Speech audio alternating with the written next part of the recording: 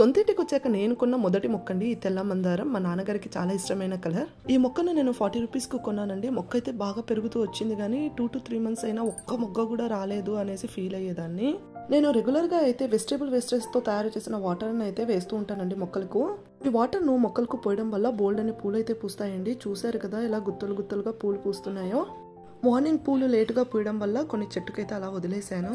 పూల మొక్కలకు మెయిన్గా మందారం మొక్కలకు తెల్లటి బూజు లాంటి మిలీబగ్స్ అయితే ఫామ్ అవుతాయి కదండి. వాటిని తరిమి కొట్టే లిక్విడ్ కూడా మనం ఇంట్లోనే తయారు చేసుకోవచ్చు అండి. లిక్విడ్ మరియు వెజిటేబుల్ వేస్టేజ్తో తయారు చేసే వాటర్ ఎలా తయారు చేయాలో నెక్స్ట్ వీడియోలో చూపిస్తాను. మందారం మొక్కనైతే నేను పూనుమలై హైవేలో ఉండే నర్సరీలో అయితే కొన్నానండి.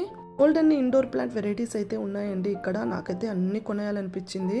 రీసెంట్ గా మా నైబర్ ఆంటీ కొన్ని ఇండోర్ ప్లాంట్ శాంప్లింగ్స్ ఇచ్చారండి. వాటిలో కొన్ని సక్సెస్ అయ్యాయి. ఆ వీడియోను మీతో త్వరలో షేర్ చేస్తాను. అయితే ఈ గ్యాప్ లో మీరు కొన్న ఫస్ట్ మొక్క ఏంటో ఎలా మెయింటైన్ చేశారో నాతో షేర్ చేయండి. వీడియో నచ్చినట్టయితే లైక్, షేర్, కమెంట్ చేయండి.